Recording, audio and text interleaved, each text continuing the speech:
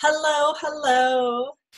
Nettie Owens here with Sapari Solutions Professional Organizing. I'm a certified professional organizer in chronic disorganization, and I'm here today to talk to you to continue our conversation about clearing your office in 5 minutes. Last time we talked, I asked you to clear off all the stuff on your work surface, on your desktop, on your worktop, whatever it was, to clear it all out of the way, giving you a fresh, clean space.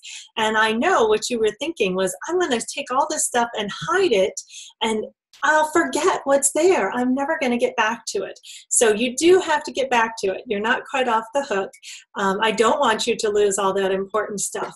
But it's important to have a good clear space to work from at the beginning.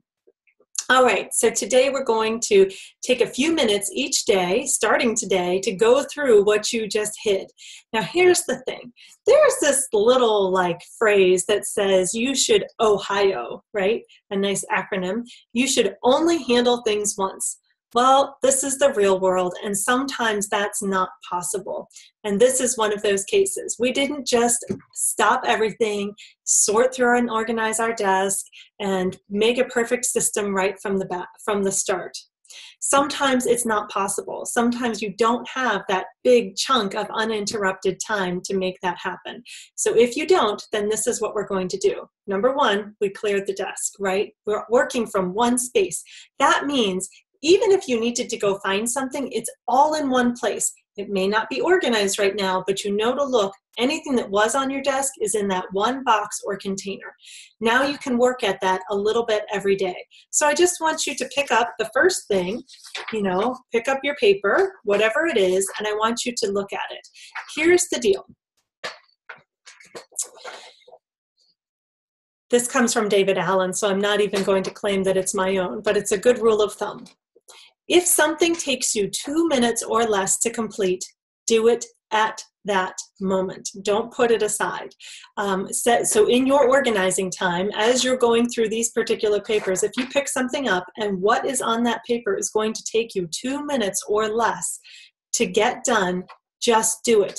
If it's a phone call that needs to be made, an email that needs to be sent, something needs to be filed or paid, if you can do it in 2 minutes or less, just do it.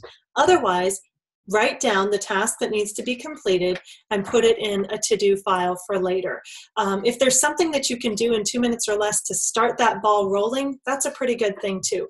You're only working on this for 5 minutes, or maybe, if you want to commit 10 minutes a day to get a handle on this, that's fine. You may be saying right now, if I work on this for 5 or 10 minutes, I'm going to be doing this for the rest of my life. You won't. I promise you won't. For one, some of those papers are going to expire.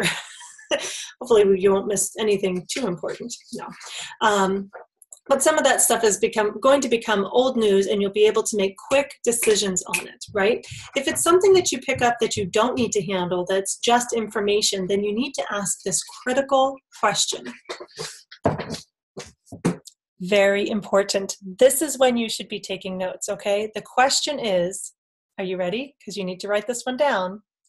How hard would it be for me to get this information should I need it again one day? So if you're holding on to something, a piece of paper, whatever it is, because of a piece of information that you want to remember, you have to ask how hard it would be to get that information later. You can use something like Evernote. Evernote's a wonderful app that you can have on your phone, on your computer, all sorts of places that syncs in all of the places where you have it. You can have it on Evernote. Just keep the note there. If go to this website or take a photograph of that piece of information, or you really have to decide, is it even worth filing at Evernote? It may not be. How hard would it be for you to look it up again if you should need it? And if it's going to not be that hard to get it, or maybe it might cost you $1 or $2 to get it at a later date, like a bank statement, go ahead and let that go. Just let it go. So we've talked about tasks to do. We've talked about information. And on the next video, I'll let you know what to do with all the rest of the stuff that might be on your desk. All right. I hope you have a great day. It's been wonderful talking to you. Bye-bye.